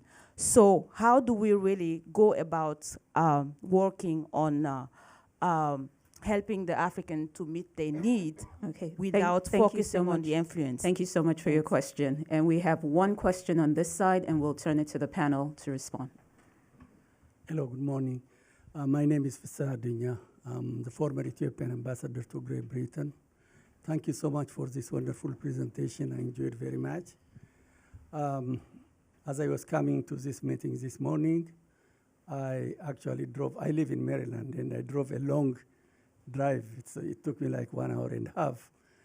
And I didn't arrive on time. I'm very sorry for that even. Probably the question I'm going to raise, if it is mentioned, probably doesn't matter, but you know, I was listening to this radio presentation, news about Somaliland election today, and they said they said it's a very democratic competition that was going on in Somaliland, and they said the process was very much democratic. This is just a very rare news that we seldom hear from Africa. But if I'm not mistaken, the name Somaliland has never been mentioned even once here in a country that has been conducting a democratic election for the last, they said, more than 3 decades or something. Is there anyone who is going to reflect on that democratic election, what it means for the region, what it means for Africa, what it means for the international community as well? Thank you so much. Okay. Thank you. So we took a round of questions, and I've just been reminded that we actually still have some more time. So we will have the time to take another round of questions. So there were a couple of questions here. One on the values of democracy. Are these still aspirational on the continent? Then there was the question about what needs to change in U.S. support for democratic governance on the continent, ensuring that we're able to shore up support on the continent. There was a question about the mantra, African solutions to African problems. Does that still stand? There was also the question about the media, the role of the media, and the question from Mali too as well on looking at how can we ensure that support to democratic governance isn't one that is just bent on seeking influence. And then there was a question on the Somaliland elections. So a broad range of questions here, and I would encourage you all to pick and choose. Who would like to go first? Rawia? Yeah, I can reflect on a couple of points. Of course, I'm very critical of this mantra of African solutions of African problems, because, as I said, I mean, in practice, it meant actually that sometimes, at least, that regional powers are actually determining how to resolve conflicts or how to resolve these problems. We have seen that in the context of IGAD, for instance, at the beginning of the Sudanese conflict, when some proposals were actually proposed, like a no-fly zone, which were quite seen negatively by one side of the conflict. So there are kind of a unique set of African solutions that are different from other means of conflict resolution. I doubt this quite. I really doubt that seriously. The second point about the U.S. policy, I think it's difficult to ask, to answer this question at this particular time. What I remember is that, U.S. policy got it wrong for some time at the beginning, even at the beginning of the 90s, as Peter was saying, when it was the kind of the democratic moment, the U.S. depended on what's called new leaders. And we know what these new leaders were. It was Millis, Isias, and these leaders were not actually democratic leaders. 5 years ago, there was this actually also optimism by the rise of Abiy Ahmed in Ethiopia, the rise of other leaders, Tshisekedi in the DRC, and we see now what's happening in these countries. So I think the focus very much on, I don't want to name it security-oriented approach, but sometimes it's a security-driven and stability-driven idea of having a leader that's going to fix the problems of this country that is, very complicated in contexts like the DRC or Ethiopia or even Sudan. Looking for this kind of strong man. So maybe just getting over this kind of strongman mentality. Although I know that investing in democratic institutions that have been sometimes the case for democratic peace building programs in the U.S. In the last years is even expected to shrink. But investing in institutions rather than really counting on strong men is one thing that I have in mind. Mm-hmm. Thank you, Charles. Thank you. Listening to Peter, I think that from Berlin to Washington, the fear of China and Russia now, it seems to become the beginning of wisdom or lack of it. I think that, and I think the reason why this is happening is because the reason why this mindset seems to be common is that major powers frame all their engagements, based on interest. Mm-hmm. If relationship with Africa or engagement with Africa is based genuinely on supporting process of democratic development and consolidation on the continent, then the fear of China will not be, it will not be top of the priority. It might be important, but it will not be top of the priority. So my sense is to say that perhaps we should leave China for now and focus on how you can support forces from below, forces within the continent. I think that if you ask me, what then should we be doing? What kind of, what should the U.S. be doing on the continent? I think first and foremost it's important to distinguish between support to government and support to people. Mm-hmm. There's a clear difference because there's the very wide disconnect between the state and citizens in Africa today. And it looks to me that they run parallel, and this is perhaps one of the reasons for the contradictions that we're seeing on the continent in political, social, economic spheres. So the U.S. must, in my view, think about creative ways of, supporting, standing on the side of citizens. And not just on the side of the government, because standing on the side of government has actually been very detrimental to citizens. Can I push you on what these creative ways might be? For instance, one, support to civil society movements that are actually doing things on ground. Mm-hmm. And by civil society, I don't just mean the ones that are political. I'll give you an example. Budget in Nigeria.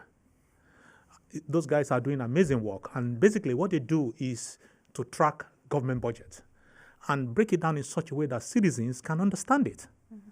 So it means that today you can go to budget website and know what comes to your local government and find out how it is spent and be able to hold local government chairmen and councillors accountable.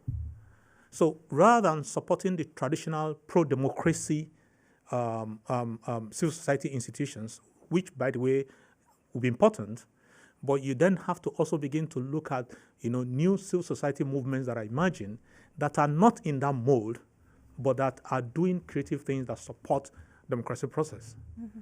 For me, this is very important. You can also find this amongst women's groups, for instance. You can find this in Yaga Africa, that's youth groups, youth movements, and so on and so forth. So support to those ones will be a way of supporting social political emancipation, at the grassroots level. I also think that support to reinflating the civic space. I said it earlier, the civic space is in a very bad place at this time. In many of our countries, government is clamping down on civil society actors, civil society institutions, and so on and so forth.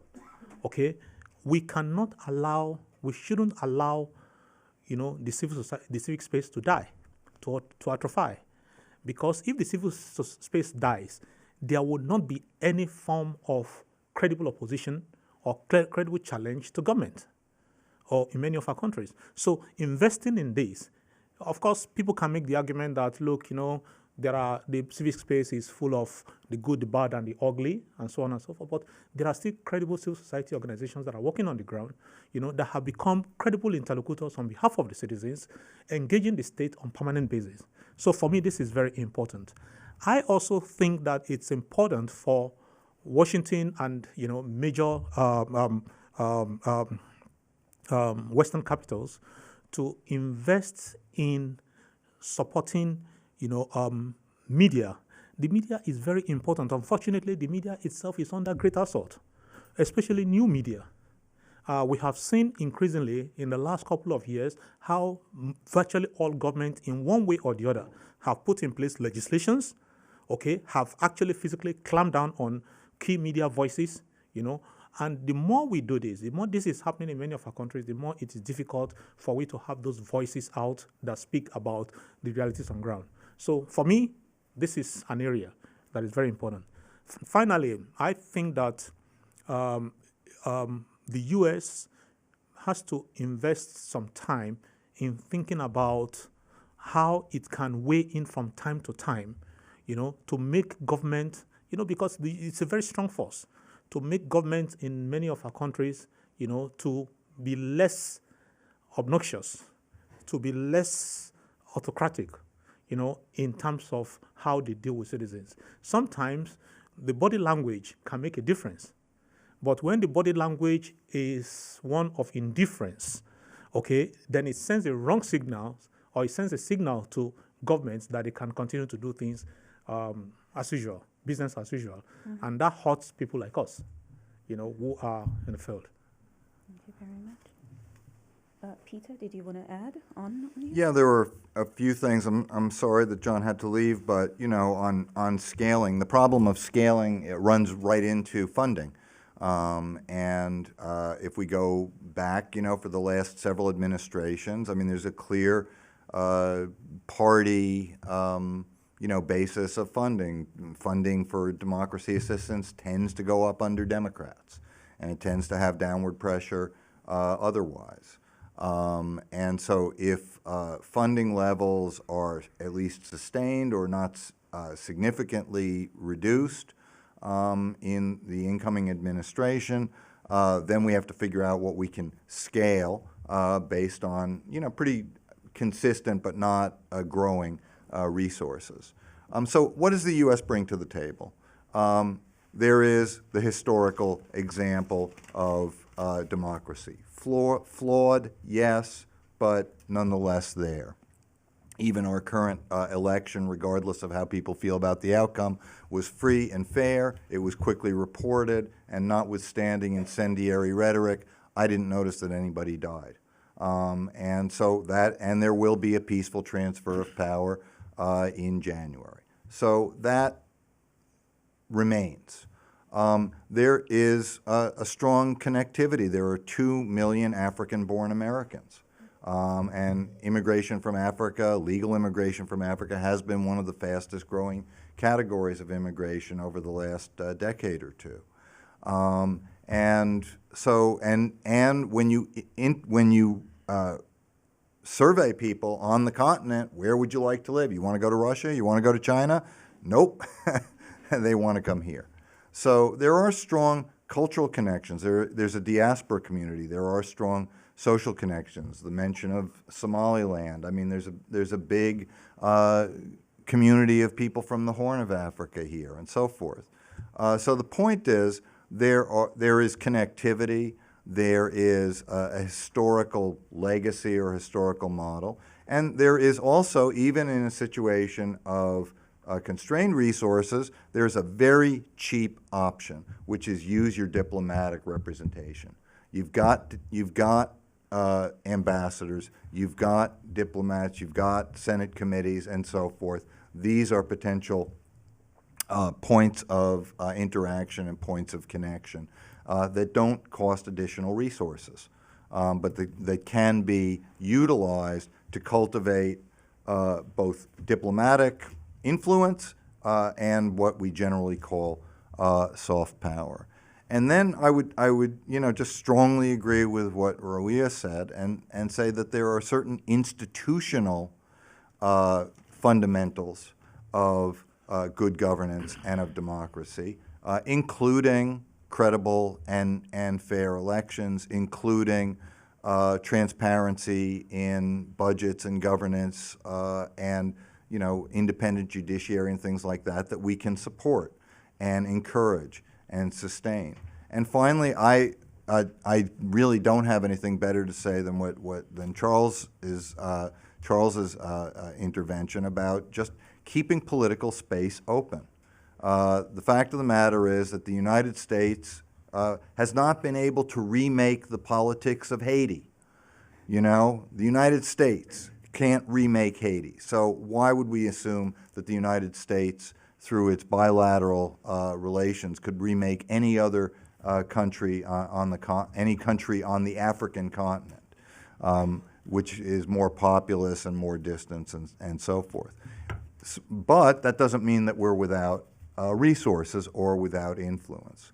Finally, African Solutions for African Problems is certainly a strong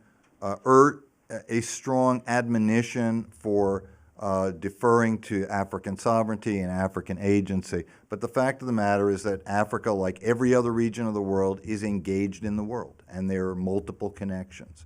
And if the United States steps back from its own values and its own traditional political interests, this does not mean that everybody else is going away. This does not mean that religious networks, opportunistic governments, or other illiberal and malign actors, some malign, some just pragmatic, will not push their agendas. So one problem, both economically and politically, has been that the United States has sort of left the field.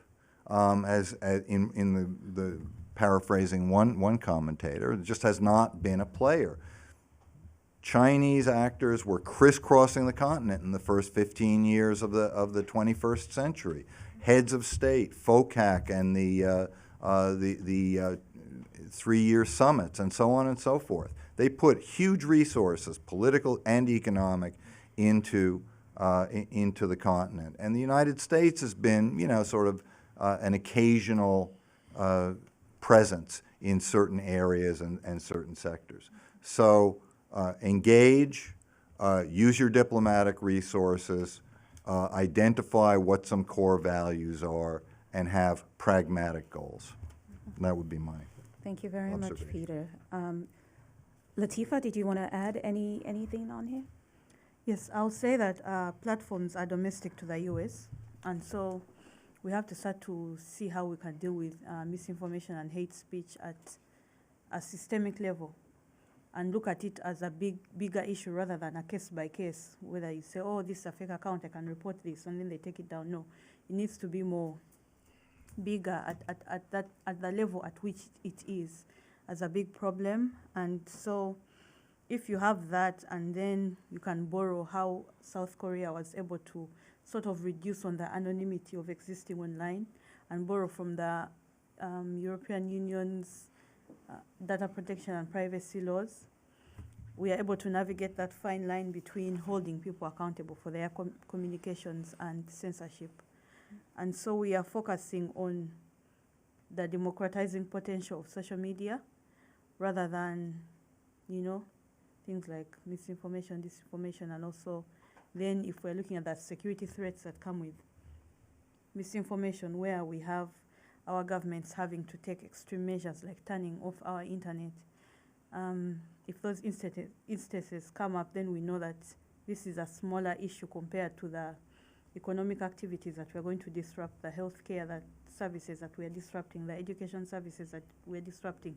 Because at the end of the day, the elections is a small part of the democratic process. which is much bigger than just that election period.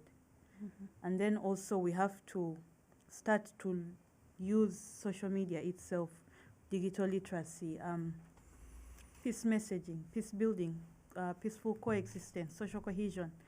And yeah, that's something the US can start from there. Well, thank you very much. So we can take one or two. Oh, wow, okay. Yeah,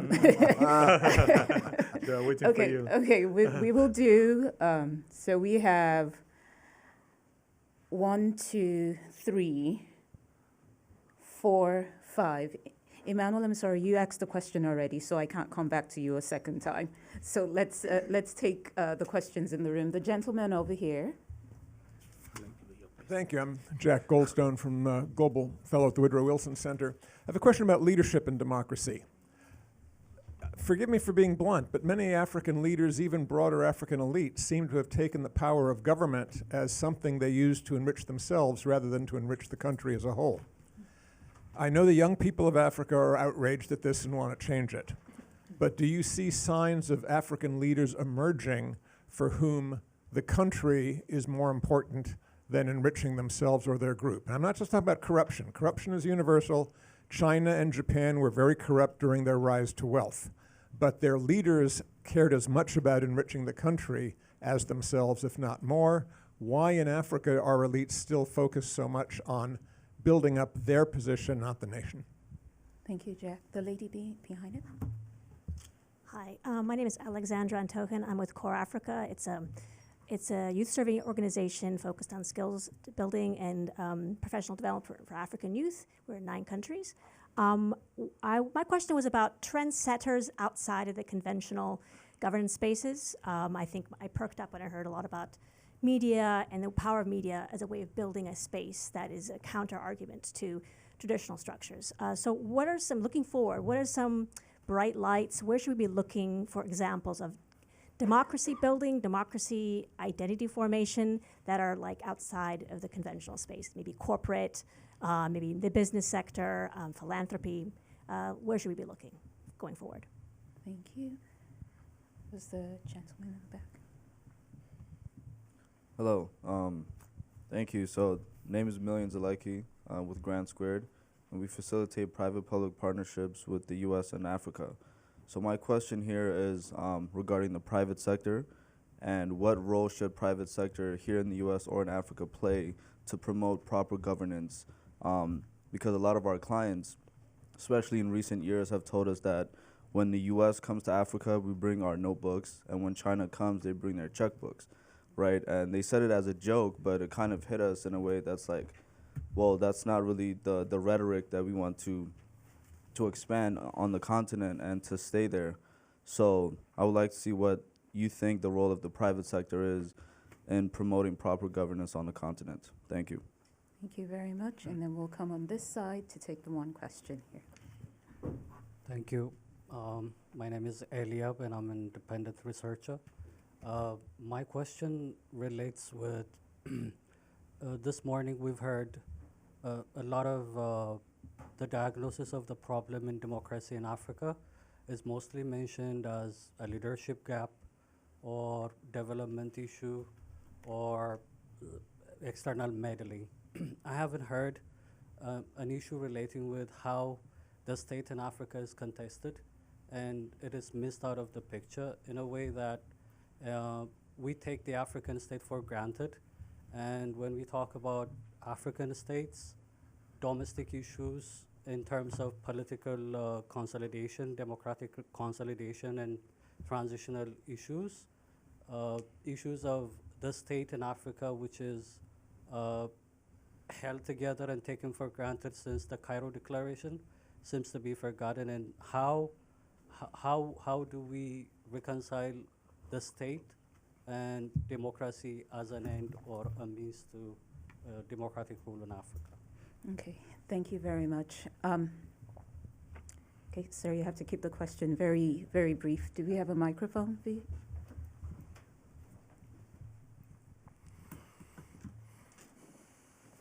Thank you. My name is Ivan Bowe from Uganda.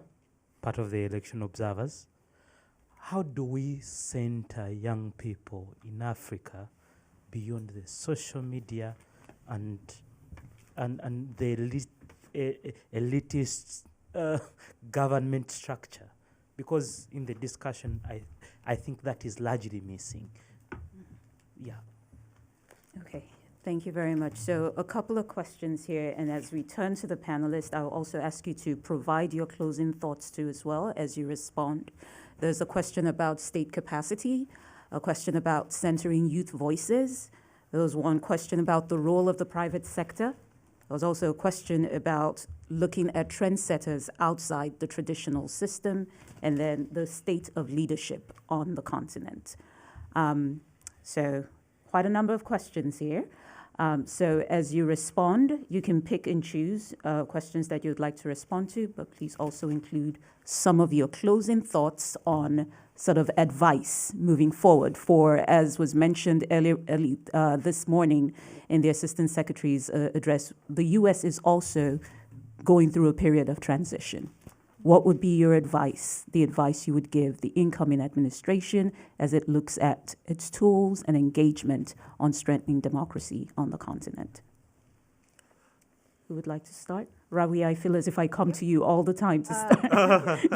I can pick up on the issue of leadership and democracy, because we are seeing a tendency in some countries or an argument for, kind of enlightened autocrat or a benevolent dictator being kind of reproduced in some countries, especially in North Africa. And we have seen, like the case of Tunisia, for instance, leaders coming to power democratically, but following undemocratic practices. So, of course, the role of leadership is crucial, but I think, absolute power corrupts absolutely. So what you need is simply, again, the issue of institutions and checks and balances. And that's why the support for institutions is quite important. And I'll just here kind of reiterate Peter's recommendation about engagement. I know that is going to be some time for this transition to happen. But then the risk is that we're going to find less engagement. And there was even a tendency in the previous administration sometimes to kind of outsource some of the interests that the U.S. has in some areas of Africa, especially the Horn of Africa, where I'm interested, to other regional powers that have the same interest. And this actually very much, as I said before, increased the risk of the U.S. being seen as just converging with the interest of those powers, which had kind of moral hazards, of how the U.S. role is being seen. Thank you, Rabia. Well, I think it's important to bear in mind that the whole mantra of African solution to African problem does not preclude, external engagement, external involvement. It just means that that's such external engagement and involvement has to be sensitive to, the preferences and the priorities of African governments. In the age of globalization and multilateralism, it's just not possible for Africans to solve all their problems, just as it's clearly not the case that Europe or North America can, not countries in North America or anywhere in the world can solve their problems alone. Okay, so, but I think that those who frame this mantra themselves, I am not sure the amount of commitment they have to it, other than being able to use it as, as a basis for, them to control the narrative. I hear the question around the private sector. I think that one of my frustrations is that the private sector in most African countries do not, tend to be very apolitical. They tend to distance themselves, and I know some of the key actors in the private sector space are here. I didn't mention it. I didn't mention it.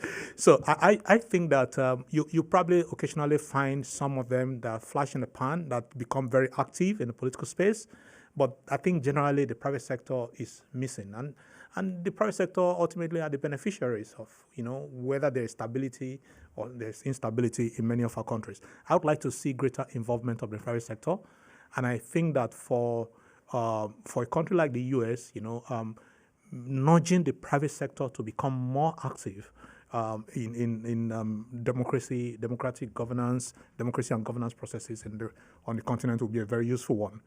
I also believe that the conversation around trendsetter outside of traditional governance is a very important one.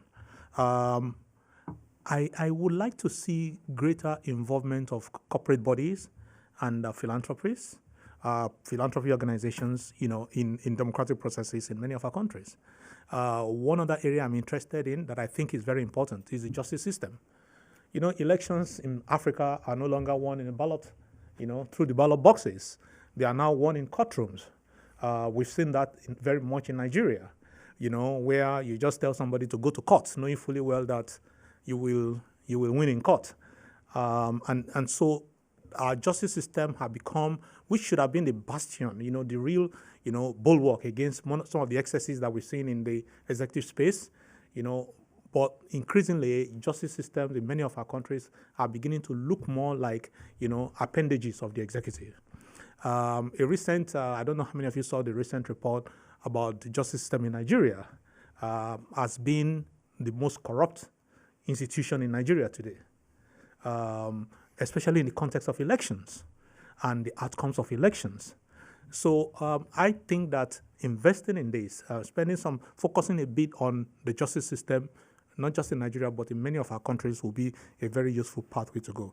But I think that ultimately, my last point will be, in terms of the US, and Africa, will be that it's important that Washington approaches Africa in a more sensitive way, not in an arrogant way. It must approach Africa, genuinely in terms of seeking partnership and working towards a partnership that's a win-win, rather than one that is one-sided, that is driven by merely by its own enlightened self-interest. Because I believe that there's a whole lot that can be scored, a whole lot of mileage that can be scored, by actually looking at Africa, less from the lens of a big power, which it is. If you're a big power, you don't really have to say it. Others are going to say it and see it, but to genuinely be committed to,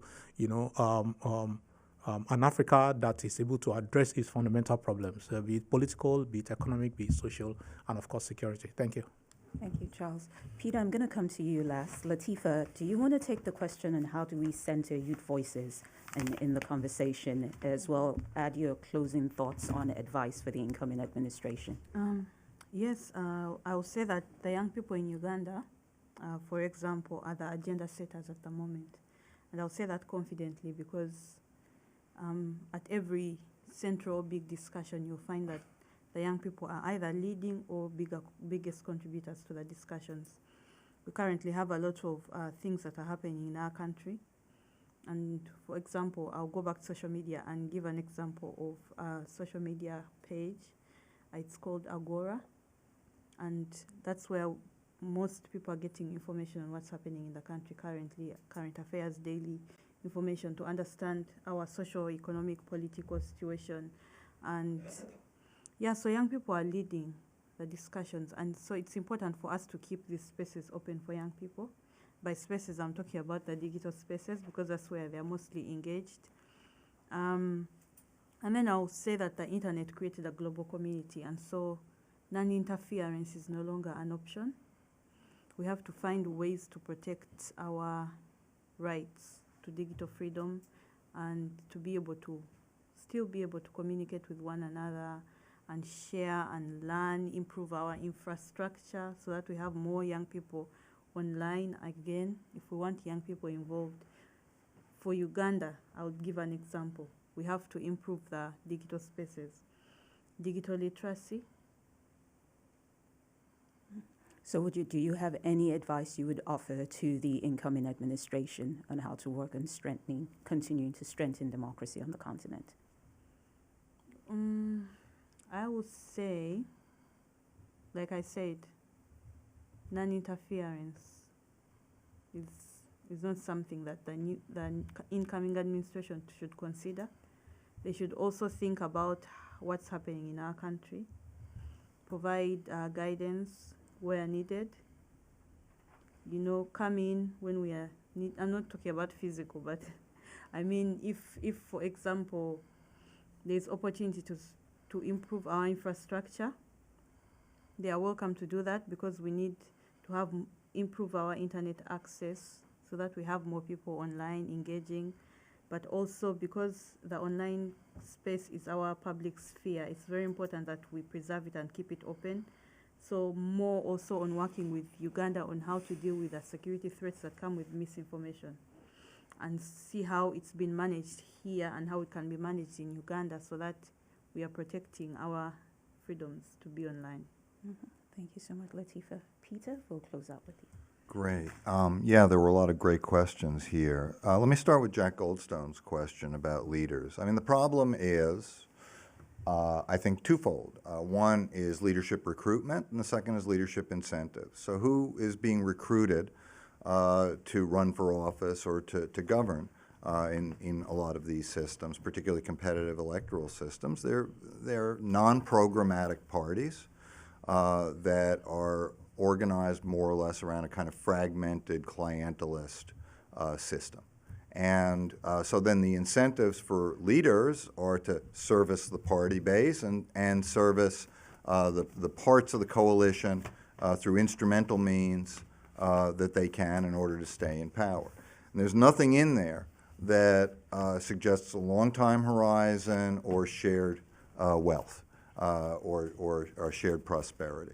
And so it's the problem that Dan Slater has set up between a so-called protection pact, where you're providing shared prosperity and stability by sort of building the state and building the society, or whether you're providing a provisioning pact, which provides piecemeal spoils for individual groups to stay loyal or at least stay quiet.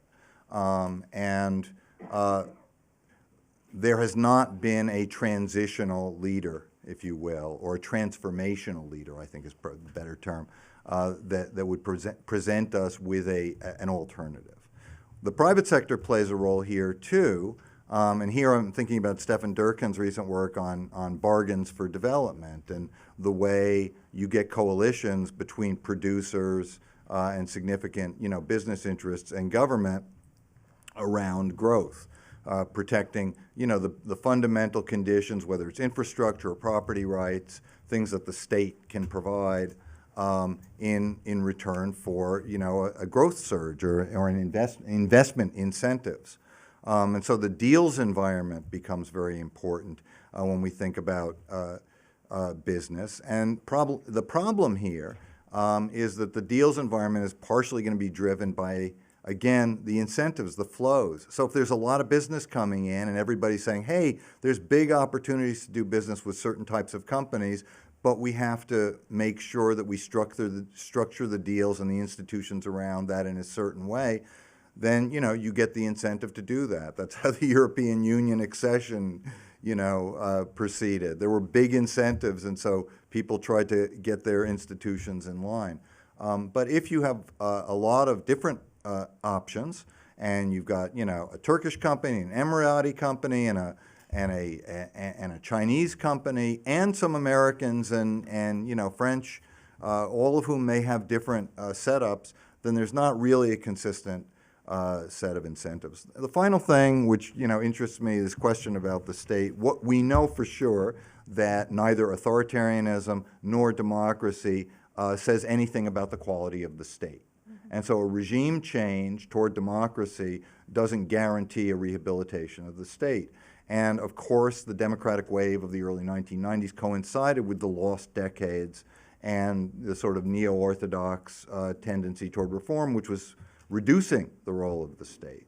And so now, with a lot of different resources in play, there is an opportunity for some countries, like Ethiopia, for example, to take a more heterodox view about state rehabilitation and state building, and that does lead us to the possibilities of of different space that we should be, that we should recognize. Finally, what is my takeaway? Very quick and very simple. There is sustained democratic pressure and demand on the African continent. I think the role of the United States could be to preserve and even expand democratic space and help to sustain minimal democratic institutions in, select places.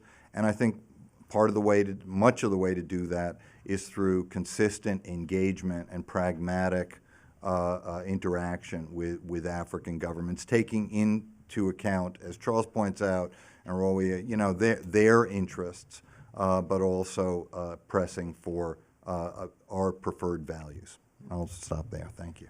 Thank you so much, Peter. And we have now gone over time, but I think you all can agree with me that this has been a very, very interesting conversation. We've only just scratched the surface. I wish we had more time, but as I mentioned, this is the first in a series, and we will reconvene again on this same conversation in January of next year.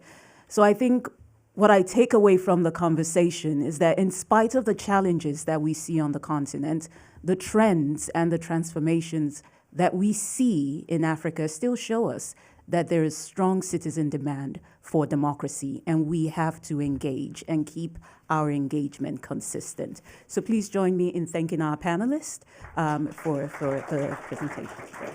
And thank you so much, everyone.